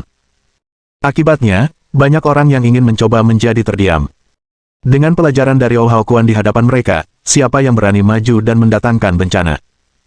Dewa Pedang Kepingan Salju menatap dingin ke arah kerumunan dan berkata, entah jenius atau tidak, aku tidak membutuhkan mereka yang memiliki karakter yang cacat. Jika hal seperti ini terjadi lagi, jangan salahkan aku karena tidak menahan diri. Mendengar kata-kata itu, semua orang saling berpandangan, dan suasana yang sebelumnya panas tiba-tiba berubah dingin. Saat semua orang saling bertukar pandang, suara lain terdengar. Dewa Pedang Kepingan Salju Senior, aku Li Chanfeng, dan aku ingin mencoba. Saat dia berbicara, sesosok tubuh melayang ke udara dari tengah kerumunan. Pada saat ini, semua orang sekali lagi menunjukkan ekspresi terkejut. Li Chanfeng. Li Chanfeng berada di peringkat ke-23 dalam daftar manusia. Hanya dalam hal ilmu pedang saja, dia sudah cukup untuk masuk dalam jajaran 5 besar generasi muda. Tanpa diduga, bahkan seorang master seperti itu datang ke festival jembatan rusak. Aku penasaran apakah dia bisa lulus ujian batu penyelidikan pedang. Sementara orang banyak berbisik di antara mereka sendiri, Li Chanfeng telah tiba di depan batu pertanyaan pedang dan dengan hormat membungkuk kepada Dewa Pedang Kepingan Salju. Ekspresi dingin Dewa Pedang Kepingan Salju akhirnya sedikit melunak, dan dia mengangguk. Li Chanfeng segera menghunus pedangnya dan menusukkannya seperti kilat. Bab 1402. Wang Sui bergerak. Melihat kejadian ini, semua orang secara naluriah bergegas menutup telinga mereka atau menyegel pendengaran mereka dengan ki sejati untuk menghindari situasi memekakkan telinga yang baru saja terjadi. Akan tetapi, serangan pedang Li Chanfeng tidak menimbulkan suara yang begitu menusuk. Tampaknya seolah-olah pedang ini menusuk pelan batu penyelidikan pedang, sehingga menimbulkan suara yang nyaris tak terdengar. Namun di saat berikutnya, batu penyelidikan pedang bergetar pelan, dan bekas pedang sepanjang sekitar 1 inci muncul di sana. Melihat ini, Dewa Pedang Kepingan Salju menunjukkan sedikit ekspresi setuju. Di usia semuda ini, memahami kekuatan pedang atribut angin sedalam itu sungguh langka. Baiklah, saya nyatakan Li Chanfeng memenuhi syarat untuk berpartisipasi dalam festival jembatan rusak. Sekarang, kalian boleh melangkah ke arena. Selama kamu bisa menguasai arena dan bertahan sampai akhir, kamu akan menjadi juara festival jembatan rusak ini. Mendengar perkataan Dewa Pedang Kepingan Salju, wajah Li Chanfeng menampakkan ekspresi kegembiraan. Dia membungkuk hormat kepada Dewa Pedang Kepingan Salju, lalu dengan pedang tanpa bayangan di tangan, melompat ke arena. Berdiri di arena, Li Chanfeng menatap dengan arogan, mengamati kerumunan di bawah. Melihat pemandangan ini, orang-orang di bawah merasa iri. Dengan kultivasinya yang tinggi dalam pedang Dao, Li Chanfeng mungkin memiliki kesempatan untuk memenangkan kejuaraan dan kemudian menikahi si Lanyu. Membayangkan kecantikan yang tak tertandingi dinginnya itu dipeluk oleh Li Chanfeng, orang banyak mengumpat dalam hati, berharap mereka bisa menggantikan Li Chanfeng. Namun, sebagian besar orang juga memahami dalam hati mereka bahwa mereka sama sekali bukan lawan Li Chanfeng. Selain itu, untuk berdiri di arena, seseorang harus terlebih dahulu lulus ujian batu penyelidikan pedang. Mereka tidak memiliki kesempatan. Untuk sesaat, meskipun kerumunan riuh, tidak seorang pun berani maju dan mencoba lagi. Dalam sekejap mata, 5 menit berlalu. Berdiri di arena, Li Chanfeng sudah agak tidak sabar dan berkata kepada Dewa Pedang Kepingan Salju. Senior, kalau tidak ada yang menantang, apakah saya bisa dinyatakan menang? Begitu Li Chanfeng selesai berbicara, terdengar tawa dingin. Mendengar suara ini, semua orang tercengang. Siapa yang berani mengejek Li Chanfeng dengan kasar? Apakah mereka sudah bosan hidup? Saat semua orang mencari sumber suara, pelangi putih tiba-tiba membentang di Danau Timur dan muncul di hadapan batu pertanyaan pedang. Orang ini mengenakan pakaian seniman bela diri hitam dan memegang pedang emas di tangan, dengan kepala naga yang tampak hidup di gagang pedang. Melihat pedang ini, orang banyak segera berseru kagum. Ini adalah pedang harta karun mata air naga. Salah satu dari 10 pedang besar. Dia adalah Wang Sui. Wang Sui, peringkat kelima dalam daftar manusia. Juga nomor 1 di Dao Pedang di antara generasi muda. Mungkinkah dia bermaksud untuk berpindah kesetiaan? Untuk sesaat, banyak orang tampak bingung. Akan tetapi, tak seorang pun menyadari bahwa saat Wang Sui muncul, ekspresi Dewa Pedang Kepingan Salju berubah. Di samping Dewa Pedang Kepingan Salju, saraf Silanyu langsung menegang, dan ekspresi wajahnya tampak menjadi tidak menyenangkan. Hal yang paling ditakutkannya benar-benar terjadi. Dia tahu betul bahwa Wang Sui sama sekali tidak punya niat baik di sini. Pada saat ini, Wang Sui berbicara. Dewa Pedang Kepingan Salju, Junior Wang Sui datang untuk mencari petunjuk. Dewa Pedang Kepingan Salju berkata dengan datar. Kamu kan sudah punya guru, ngapain ikutan seneng-seneng sama aku? Wang Sui mencibir. Senior, Anda tidak pernah mengatakan bahwa mereka yang memiliki guru tidak dapat berpartisipasi.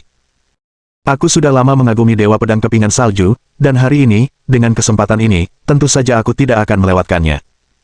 Dengan itu, dia tiba-tiba menghunus pedang harta karun musim semi naga. Disertai kilatan cahaya kemasan. Kuat sekali. Itulah kesan pertama semua orang. Gerakan pedang Wang Sui tampak begitu biasa saja, seperti serangan acak, namun bekas yang ditinggalkannya 2 kali lebih dalam dari milik Li Chanfeng. Apakah ini kekuatan peringkat kelima pada daftar manusia? Sungguh mengerikan. Wang Sui menyarungkan pedang harta karun musim semi naga, sambil tersenyum dingin kepada Dewa Pedang Kepingan Salju. Senior, menurut peraturan Anda, apakah saya bisa lulus ujian?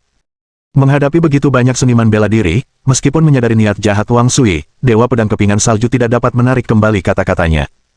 Dia hanya bisa mengangguk. Dia menatap Li Chanfeng di depannya dan berkata, Li Chanfeng, aku di sini, apa kau tidak akan pergi? Atau kau ingin aku mengantarmu pergi? Menghadapi penghinaan terang-terangan Wang Sui, Li Chanfeng menjadi marah. Wang Sui, kamu terlalu sombong. Apakah kamu benar-benar berpikir aku takut padamu? Saat dia berbicara, pedang tanpa bayangan di tangan Li Chanfeng langsung memancarkan ki pedang yang hampir transparan. Seketika, wujud Li Chanfeng berputar, melontarkan serangan pedang, yang menyebabkan beberapa ki pedang transparan berubah menjadi pusaran ki pedang tak kasat mata, membawa kekuatan distorsi ruang yang besar, dan membombardir ke arah Wang Sui. Melihat ini, Wang Sui tertawa acuh tak acuh. Dengan itu, pedang harta karun musim semi naganya terhunus lagi. Bab 1403. Kejam dan tak berbelas kasih. Dentang. Pedang harta karun musim semi naga meletus dengan pancaran pedang kemasan. Dalam sekejap, ruang itu bergetar hebat. Senyum dingin muncul di wajah Wang Sui, lalu dia menebas dengan pedangnya. Pedang Qi, yang panjangnya lebih dari 1 zang, membentang di seluruh arena. Kekuatan pedang Li Chanfeng langsung hancur. Namun, Li Chanfeng tampaknya telah mengantisipasi hal ini. Sebenarnya langkah ini hanya sekadar uji coba. Dia ingin menemukan kelemahan ilmu pedang Wang Sui, meski dia tahu itu sulit, itu adalah satu-satunya kesempatannya untuk mengalahkan Wang Sui. Pedang Wang Sui mematahkan kekuatan pedangnya, dan sisa kekuatan ki pedang terus membunuh ke arah Li Chanfeng.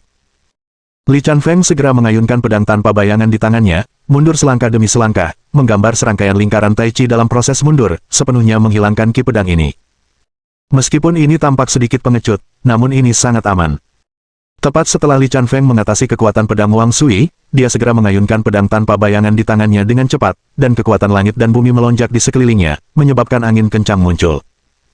Li Chanfeng mengeluarkan raungan rendah. Angin gulung awan. Dalam sekejap, cahaya pedang yang tak terhitung jumlahnya meledak ke arah Wang Sui. Wang Sui mengangkat pedang harta karun musim semi naga di atas kepalanya lalu berteriak dengan dingin. Teknik pedang naga gila, patah naga hitam. Disertai teriakan dingin ini, cahaya hitam yang mengerikan meletus dari pedang harta karun musim semi naga. Saat pedang Wang Sui menebas ke bawah, cahaya hitam itu langsung berubah menjadi gelombang pedang yang merusak, mengiris ke arah Li Chanfeng. Ledakan. Disertai ledakan dahsyat. Kekuatan pedang padat Li Chanfeng seperti Wind Roll Cloud bertahan kurang dari 3 detik sebelum hancur. Melihat ini, ekspresi Li Chanfeng sedikit berubah, dan dia segera mendesak pedang tanpa bayangan, melepaskan beberapa gerakan pedang satu demi satu untuk menahan gelombang pedang yang mengerikan ini. Namun, pedang Wang Sui jelas dieksekusi dengan keterampilan nyata. Tepat saat Li Chanfeng melakukan kontak, dia langsung terkena serangan internal dari cahaya pedang, menyebabkan darah mengucur dari mulutnya. Meskipun Li Chanfeng akhirnya memblokir gerakan ini, tubuhnya sudah berlumuran darah. Wang Sui mencibir. Aku sudah bilang padamu untuk menjauh, tapi kau tidak melakukannya, sekarang kau tidak bisa. Tetaplah di sini untukku.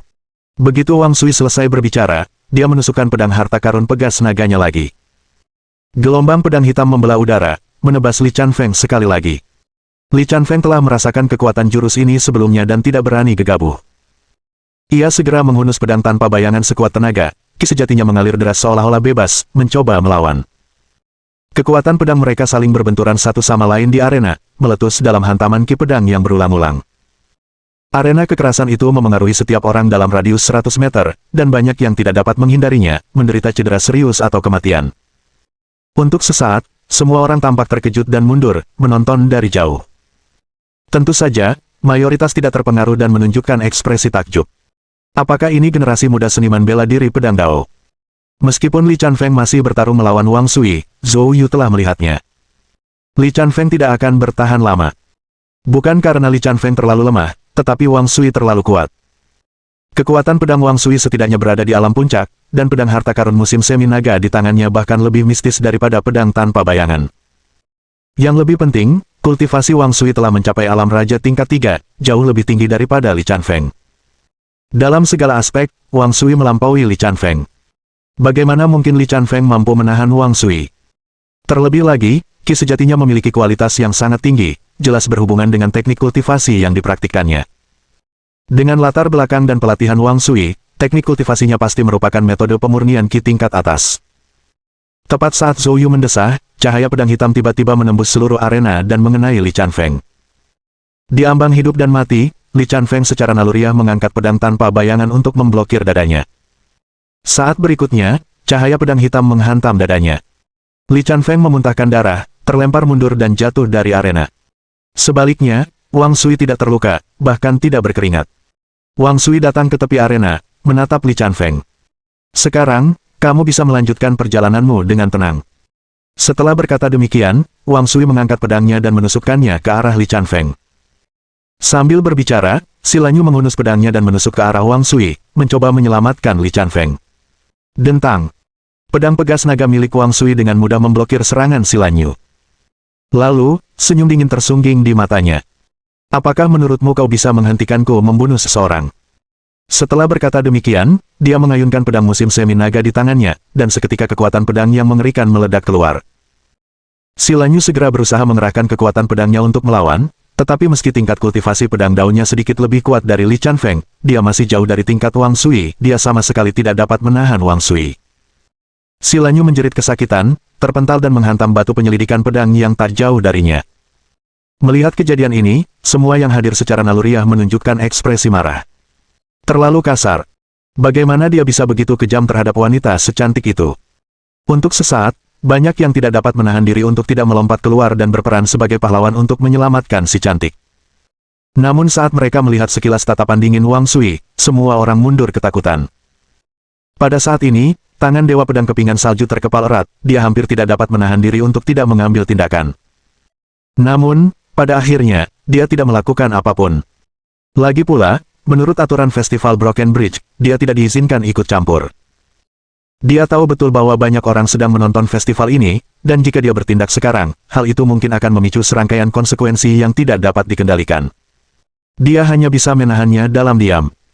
Setelah Wang Sui melemparkan si Lanyu dengan satu pedang, dia melirik Dewa Pedang Kepingan Salju dengan provokatif, lalu mengarahkan tebasan lain ke Li Chanfeng. Cahaya pedang hitam mengarah langsung ke kepala Li Chanfeng. Melihat Li Chanfeng hendak mati, tiba-tiba sebuah bayangan muncul, disertai pukulan yang mengerikan. Pukulan ini langsung menghancurkan cahaya pedang ke arah Li Chanfeng. Dalam sekejap, semua orang menampakkan ekspresi terkejut. Bab 1404. Zhou Yu bertindak. Sangat ganas. Satu pukulan menghancurkan cahaya pedang Wang Sui. Sementara semua orang terkejut, ada dua orang di kerumunan yang benar-benar linglung. Keduanya adalah seorang pria bermarga Jia dan saudaranya bermarga Chu.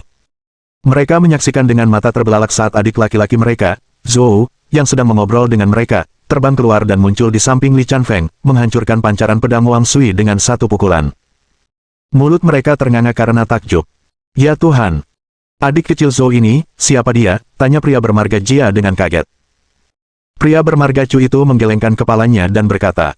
Dan pada saat yang sama, setelah Zhou Yu menangkis pedang Wang Sui, Li Chanfeng nyaris lolos dari kematian, menatap Zhou Yu dengan ekspresi rumit. Saat pertama kali bertemu Zhou Yu, itu terjadi di keluarga Gong, sedang berkompetisi memperebutkan cakram roh surgawi kuning. Saat itu, meskipun Zhou Yu adalah menteri paviliun bela diri yang baru diangkat di kota Hu, paviliun itu lemah sehingga Li Chanfeng tidak menganggapnya serius. Namun, Zhou Yu mengalahkannya saat itu.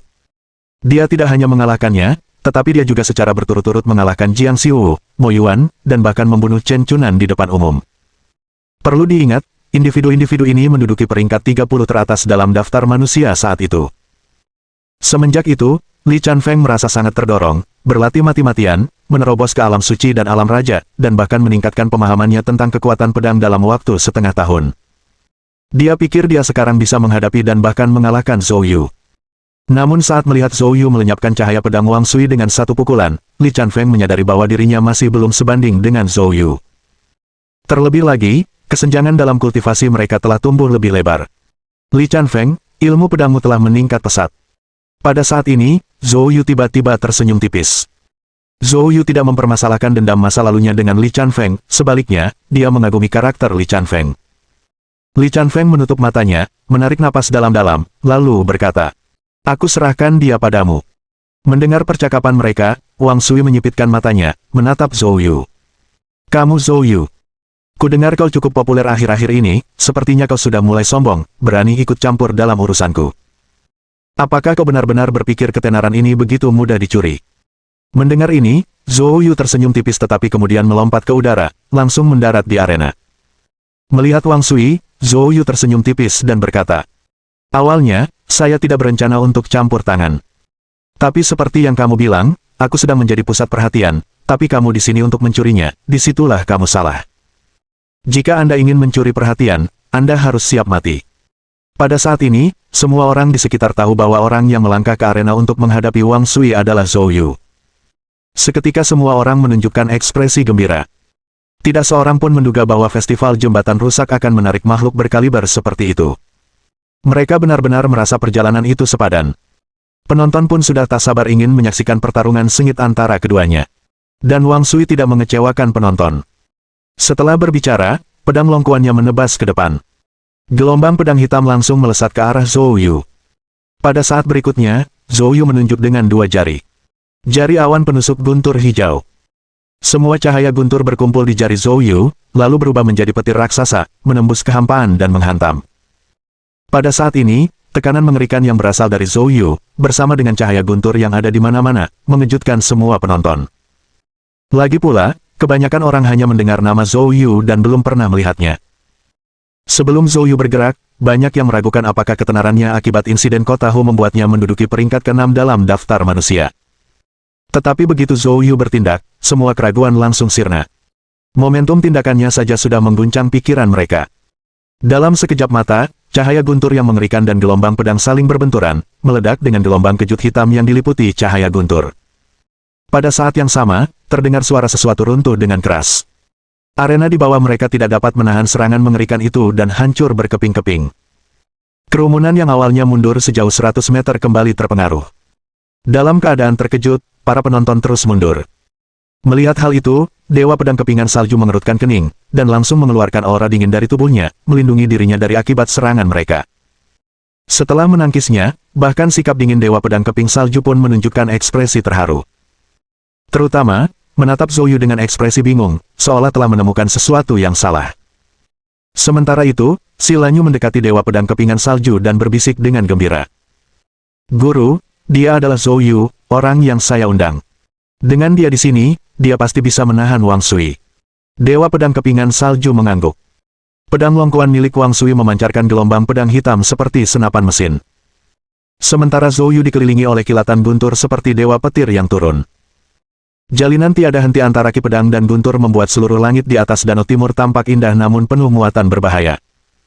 Keduanya bertarung dengan sengit tetapi belum mengeluarkan seluruh kekuatan mereka. Wajah Wang Sui telah lama kehilangan kesombongannya, digantikan oleh ekspresi cemberut. Kekuatan Zhou Yu jauh melampaui ekspektasinya. Hal ini membuat Wang Sui yang sombong menjadi sangat marah di dalam hatinya. Tepat saat Wang Sui merasakan lonjakan semangat dalam hatinya, mata Zhou Yu tiba-tiba berkilat cemerlang. Raungan. Bab 1405. Dunia Domain Pedang.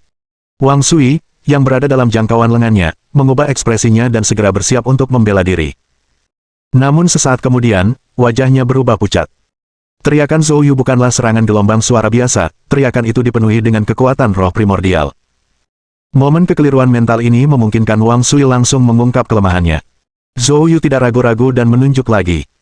Petir ungu menyambar ujung jarinya dan menyambar ke arah Wang Sui.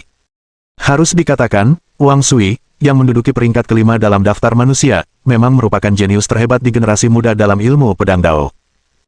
Dalam menghadapi hidup dan mati, Wang Sui secara naluriah mengangkat pedang tinju naga untuk melindungi dadanya. Retakan. Petir ungu menyambar pedang longkuan dengan ganas dan langsung menghancurkannya. Noda darah langsung muncul di lehernya. Rasa sakit yang hebat menyadarkan Wang Sui dari keterkejutannya. Dia tiba-tiba mundur, menjauhkan diri dari Zhou Yu, sambil mengulurkan tangan untuk menarik kembali pedang longkuan. Sambil memegang pedang longkuan di satu tangan dan menutupi luka di lehernya dengan tangan lainnya, mata Wang Sui dipenuhi amarah yang hebat. Di hadapan banyak seniman bela diri, dia hampir dibunuh oleh Zhou Yu. Matanya menyemburkan api, Wang Sui meraung marah. Saat berikutnya, dia tiba-tiba mengayunkan pedang longkuan secara horizontal di udara. Seketika, bayangan pedang raksasa muncul entah dari mana. Pada saat ini, semua orang yang hadir merasakan penindasan yang berat. Seolah-olah bayangan pedang raksasa itu adalah kapak penghakiman yang tergantung di atas kepala setiap orang, yang pasti akan melepaskan kekuatan yang mengguncang bumi begitu jatuh. Wang Sui memegang pedang dengan kedua tangannya, tampaknya menyalurkan seluruh kekuatannya, menebas dengan satu serangan. Penghakiman wilayah naga. Merasakan kekuatan serangan ini, pupil mata Zhou Yu sedikit berkontraksi. Bersamaan dengan itu, Yuan sejati dalam diri Zhou Yu menyerbu dengan panik ke dalam pedang setan emas. Tubuh pedang iblis emas meletus dalam cahaya merah darah yang menyilaukan. Zhou Yu kemudian mencengkeram gagang pedang erat-erat dan melancarkan serangan habis-habisan. Dalam sekejap, cahaya pedang berwarna merah darah berubah menjadi langit penuh riak, menghadapinya secara langsung. Gelombang kejut ki sejati yang besar meletus di Danau Timur, menghancurkan permukaan danau menjadi gelombang yang dahsyat. Dampak yang mengerikan ini juga menyebabkan fluktuasi spasial yang hebat di sekitar Danau Timur. Untuk sesaat, Zhou Yu dan Wang Sui sama-sama terjatuh dan terpental mundur. Mayat keduanya mengalami luka dengan tingkat yang berbeda-beda. Gempa susulan dari serangan ini bahkan tidak dapat dihentikan oleh Dewa Pedang Kepingan Salju yang turun tangan secara pribadi. Dewa Pedang Kepingan Salju, pada saat ini, melesatkan sosoknya dan langsung melemparkan batu penyelidikan pedang ke Danau Timur. Saat batu penyelidikan pedang jatuh ke danau, tirai cahaya penghalang besar dipicu, meliputi seluruh Danau Timur. Baru pada saat itulah gelombang kejut mengerikan yang disebabkan oleh keduanya mereda. Kedua pihak yang terlibat sekarang sama sekali tidak menyadari keadaan di sekitar mereka. Mereka masing-masing memfokuskan seluruh perhatiannya pada lawannya. Wang Sui menunduk melihat luka-lukanya, lalu menyeka darah dari sudut mulutnya, matanya berkilat sangat dingin. Aku punya satu pedang lagi. Dipenuhi dengan semua wawasan pedang Dao saya. Bagimu untuk mati di bawah pedang ini, itu bisa dianggap suatu kehormatan. Mendengar ini, Zhou Yu mencibir. Semua wawasanmu tentang Dao pedang. Kalau begitu, itu tidak terlalu mengesankan, kan? Dia perlahan mengangkat pedang longkuan di tangannya ke dadanya. Wang Sui menatap pedang longkuan di tangannya, matanya memancarkan intensitas panas. Ini adalah dunia yang aku ciptakan dengan kekuatan pedang, hanya milikku, dunia Wang Sui. Zhou Yu, sekarang biarkan aku menunjukkan kepadamu betapa jeniusnya pedang Dao. Dengan itu, pedang di tangan Wang Sui dihunuskan secara horizontal. Saat berikutnya, semua pedang ki hitam di dunianya langsung menutupi Zhou Yu. Melihat kejadian ini, pupil mata orang-orang yang ada di sekitarnya sedikit mengecil, memperlihatkan ekspresi keheranan. Perlu diketahui, Zhou Yu telah menyerap sepenuhnya warisan pedang Dao Lu Zanfeng dan menguasai domain pedang ganda. Wang Sui berhasil menciptakan domain pedang secara paksa melalui pemahamannya terhadap kekuatan pedang. Meskipun domain pedang ini bukanlah domain pedang yang sebenarnya, namun kekuatannya jauh melampaui kekuatan pedang biasa. Ini menunjukkan bahwa pemahaman Wang Sui tentang kekuatan pedang telah mencapai tingkat yang luar biasa. Dia bahkan telah menyentuh ambang batas domain pedang. Menghadapi serangan ini, Zhou Yu memang merasakan sedikit ancaman kematian. Dia menggenggam erat pedang setan emas di tangannya, sekaligus mengaktifkan teknik 5 guntur. Dalam 8 tebasan pedang iblis, ada jurus dahsyat yang disebut Thunderbolt Might. Gerakan ini mengubah ki sejati yang kuat menjadi kekuatan guntur, melepaskan serangan yang mengguncang bumi. Namun kali ini, Zhou Yu secara langsung memanfaatkan teknik 5 guntur untuk mengembangkan kekuatan guntur yang sebenarnya, sehingga menghasilkan potongan ini.